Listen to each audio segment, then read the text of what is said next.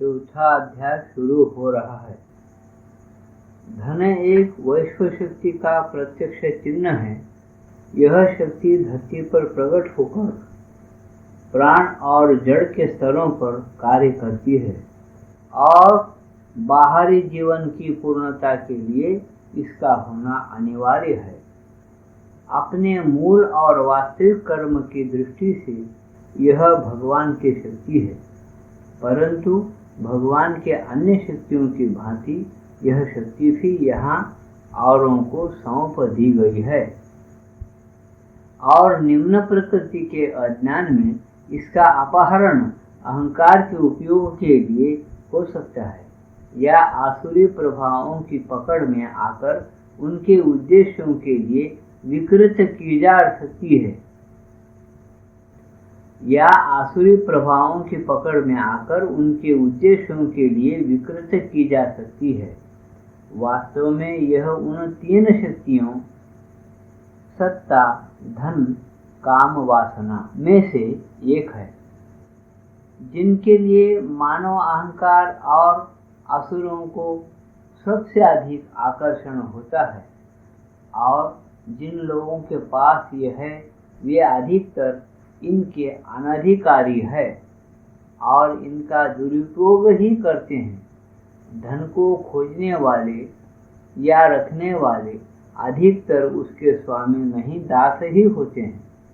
बहुत कम ही लोग उस विकृति कारक प्रभाव से पूरी तरह बच पाते हैं जिसकी छाप लंबे समय से असुरों के हाथों में रहने और उनके द्वारा इसका दुरुपयोग होने से इस पर लग गई है। इसी कारण अधिकांश आध्यात्मिक साधना मार्ग पूर्ण आत्म संयम और अनासक्ति पर तथा धन के सारे बंधनों और उसके पाने की सारी व्यक्तिगत और अहंकार युक्त अभिलाषा के त्याग पर बल देते हैं। यहाँ तक कि कुछ तो धन और वैभव पर प्रतिबंध लगा देते हैं और जीवन की दरिद्रता तथा रिक्तता को ही एकमात्र आध्यात्मिक अवस्था घोषित करते हैं। किंतु यह एक भूल है जो उस शक्ति को विरोधी सत्ताओं के हाथों में छोड़ देती है। यह भगवान की है और इसे भगवान के लिए पुनः जीतना और भागवत जीवन के लिए भागवत भाव से इसका उपयोग करना, यही साधक के लिए अतिमानसिक मार्ग है। तुम्हें धन शक्ति और उससे प्राप्त होने वाले साधनों और पदार्थों की ओर से वैरागियों की तरह न तो मुड़ना चाहिए, न ही इनके प्रति राजसिक आसक्ति रखनी चाहिए और न ही इनके सुखों को भोगने की वृत्ति का दास होना चाहिए। धन को बस एक शक्ति मानो जिसे माँ के लिए फिर जीतना है और माँ की सेवा में अर्पण करना है। सारा धन भगवान का है। वह जिन लोगों के हाथ में है वे उसके मालिक नहीं, न्यासी या ट्रस्टी है। आज वह उन लोगों के पास है, कल कहीं और हो सकता है।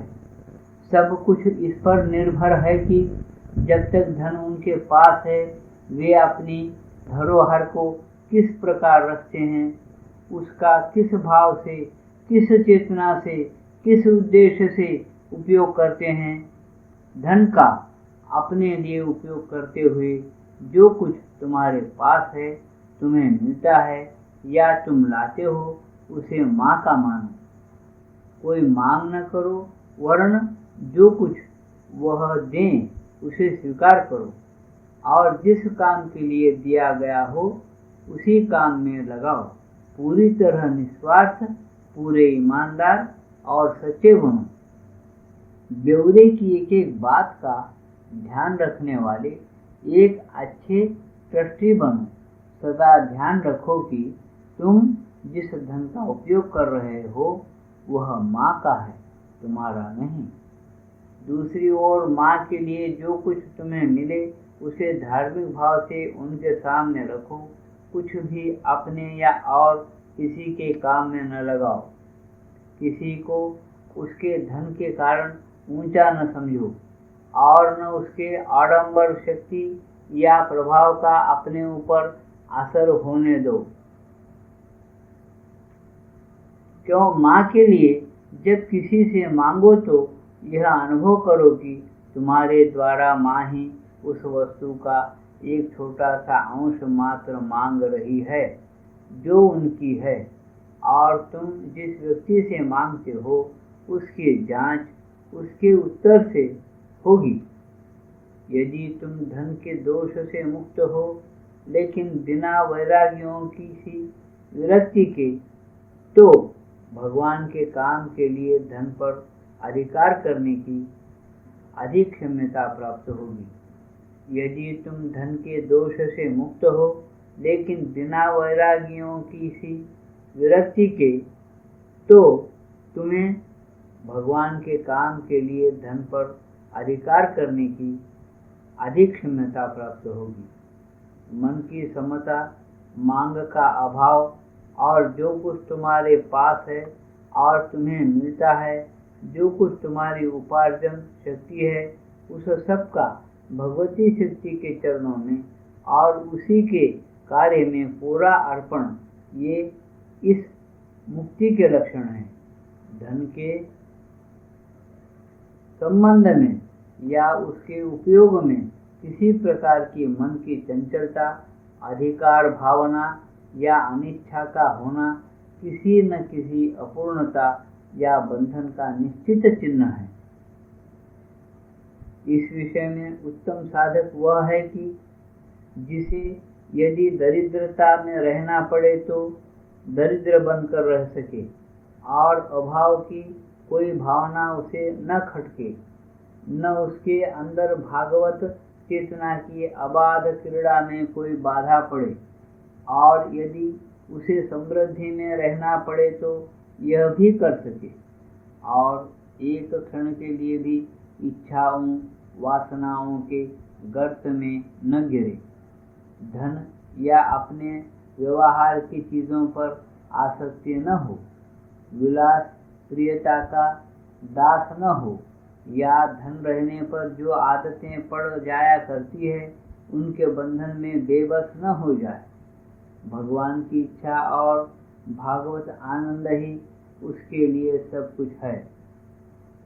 अतिमानसिक सृष्टि में धन बल को पुनः भगवती शक्ति के हाथों में ला देना होगा और उसका उपयोग उस तरह करना होगा जैसे माँ भगवती अपनी सर्जनात्मक दृष्टि से एक नवीन दिव्य प्राणिक और भौतिक अस्तित्व के सत्य, सौंदर्य और सुसामंजस्य संगठन और व्यवस्थापन के लिए निर्धारित करे।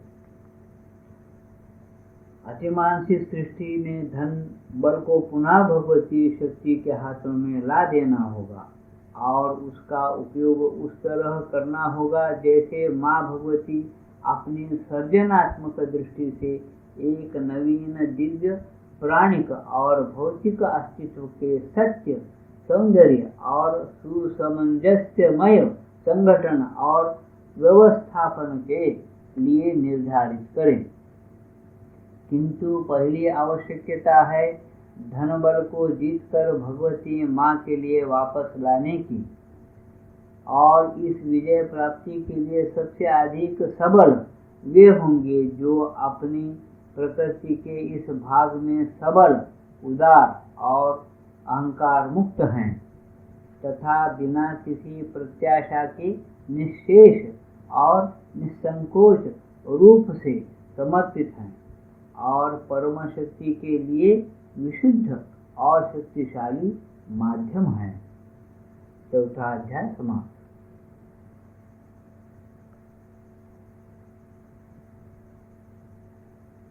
पांचवा अध्याय शुरू हो रहा है। यदि तुम भगवान के कामों के सत्यकर्ता बनना चाहते हो तो तुम्हारा पहला लक्ष्य यही होना चाहिए कि तुम सारी कामनाओं से और अपने आप को सर्वस्व मानने वाले अहंकार से सर्वथा मुक्त हो जाओ। तुम्हारा सारा जीवन भगवान के प्रति अर्पण रूप और यज्ञ रूप हो। कर्म में तुम्हारा एकमात्र लक्ष्य हो भगवती शक्ति की सेवा करना, उन्हें ग्रहण और चरितार्थ करना और उनके कार्यों में उन्हें प्रकट करने वाला यंत्र बनना। तुम्हें भागवत चेतना में तब तक विकसित होते जाना होगा जब तक तुम्हारी इच्छा और उनकी इच्छा में कोई भेद न रह जाए। तुम्हारे अंदर उनकी प्रेरणा के अतिरिक्त कोई और प्रेरक हेतु न रहे। कोई कर्म ऐसा न हो जो तुम्हारे अंदर और तुम्हारे द्वारा होने वाला उन्हीं का सचेतन कर्म न हो। जब तक तुम इस संपूर्ण सक्रिय एकत्व के योग्य नहीं हो जाते तब तक तुम्हें यही मानना चाहिए कि तुम्हारी देह और आत्मा माँ की सेवा के लिए ही बनी है, जो सब कुछ उन्हीं के लिए करती है। यदि तुम्हारे अंदर यह बोध प्रबल हो कि तुम एक अलग कर्ता हो और तुम यह अनुभव करो कि तुम ही कर्म कर रहे हो, फिर भी कर्म माँ के लिए ही किया जाना चाहिए। अहंकार में पसंद के सारे जोर, वैयक्तिक लाभ की सारी लालसा और स्वार्थी कामनाओं की सारी मांगों को प्रकृति में से मिटा देना होगा। फल की कोई मांग या पुरस्कार की कोई चाहना शेष न रहे। तुम्हारे लिए एकमात्र फल है भगवती माँ की प्रसन्नता और उनके कार्य की पूर्ति। तुम्हारा एकमात्र पुरस्कार होगा भागवत चेतना, शांति, बल और आनंद में उत्तरोत्तर वृद्धि। सेवा का आनंद और कर्मों के द्वारा आंतरिक विकास का आनंद ही निस्वार्थ कार्यकर्ता के लिए यथेष्ट पुरस्कार हैं। पर एक समय आएगा जब तुम अधिकाधिक यह अनुभव करोगे कि तुम यंत्र हो, कर्ता नहीं।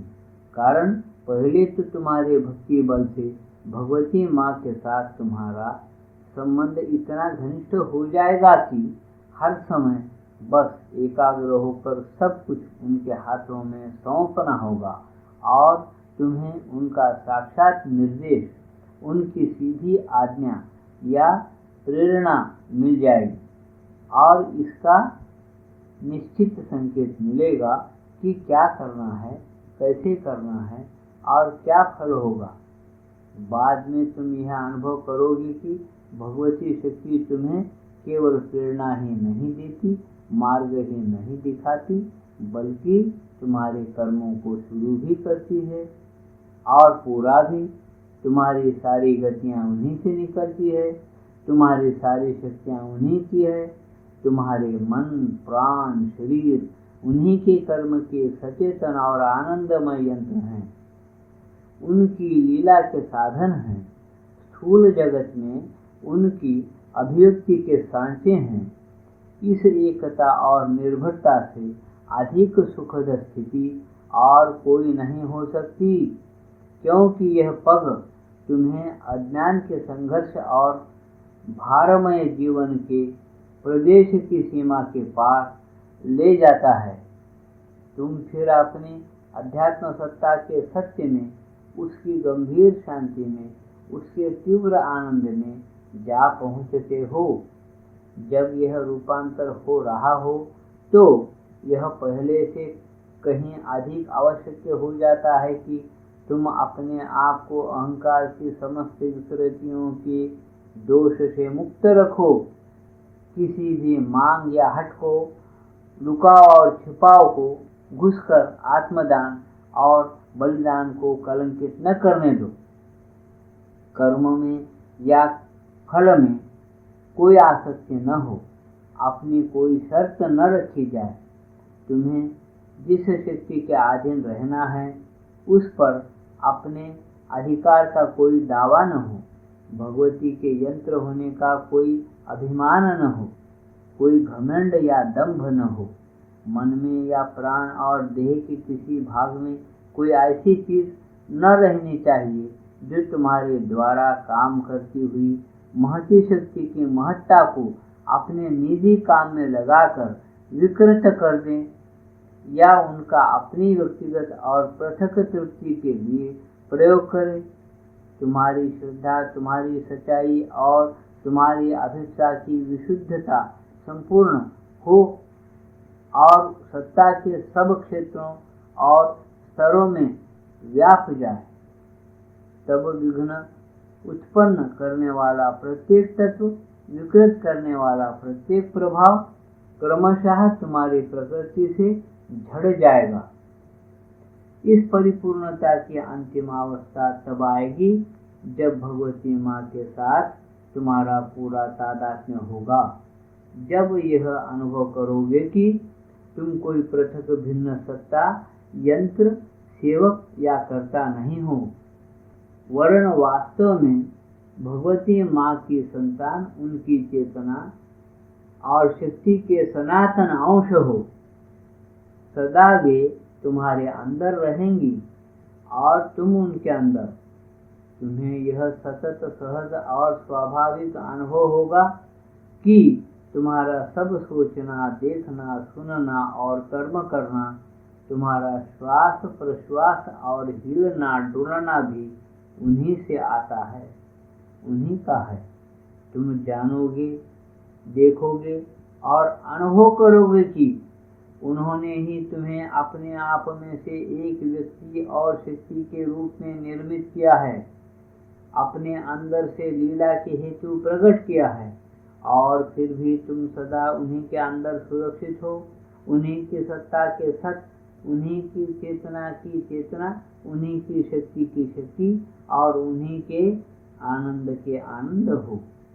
जब यह स्थिति पूर्ण होगी और अतिमानसिक शक्तियाँ तुम्हें बिना रोक के परिचालित कर सकेंगी, तभी तुम उनके दिव्य कर्मों में पूर्णता प्राप्त करोगे।